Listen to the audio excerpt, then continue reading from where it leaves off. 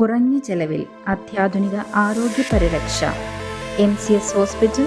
We take care of your health. TTC വിദ്യാർത്ഥി ജീവനൊടുക്കിയ കേസിൽ പ്രതിയെ കോതമംഗലത്തെ സ്വകാര്യ ലോഡ്ജിൽ എത്തിച്ച് തെളിവെടുപ്പ് നടത്തി. പ്രതിയുടെ കസ്റ്റഡി കാലാവധി ഇന്ന് അവസാനിക്കും. കോതമംഗലത്തെ TTC വിദ്യാർത്ഥിനി ജീവനൊടുക്കിയ കേസിൽ പോലീസ് കസ്റ്റഡിയിലായിരുന്ന റമീസിനെ കോതമംഗലത്തെ സ്വകാര്യ ലോഡ്ജിൽ എത്തിച്ച് തെളിവെടുപ്പ് നടത്തി. മൂവാറ്റുപുഴ പോലീസ് ഇൻസ്പെക്ടർ ബേസിൽ തോമസിന്റെ നേതൃത്വത്തിലുള്ള പോലീസ് അന്വേഷണ സംഘത്തിനാണ് പ്രതിയെ കസ്റ്റഡിയിൽ വിട്ടു നൽകിയത്. ബുധനാഴ്ച ഉച്ചയോടെയാണ് പ്രതിയെ കോതമംഗലത്തെത്തിച്ച് തെളിവെടുപ്പ് നടത്തിയത്.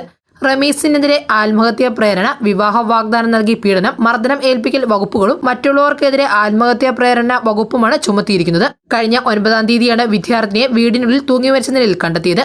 പ്രതിയുടെ കസ്റ്റഡി കാലാവധി ഇന്ന് അവസാനിക്കും. News desk, Muvattupuzha news. എന്റെ കാഴ്ചയ്ക്ക് ചില ബുദ്ധിമുട്ടുകൾ അനുഭവപ്പെടാൻ തുടങ്ങിയത് ഈയിടെയാ. ആദ്യം ടെൻഷനായി. മകളാ പറഞ്ഞത് അഹല്യയിൽ പോകാൻ. അഹല്യയ്ക്ക് 30 വർഷത്തെ പാരമ്പര്യവും വിശ്വസ്തതയുമുണ്ട്.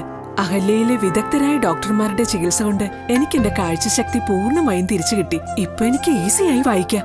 നേത്ര സംരക്ഷണത്തിന് നമ്മുടെ Ahalya. Ahalya foundation eye hospital, കേരളത്തിൽ എല്ലായിടത്തും.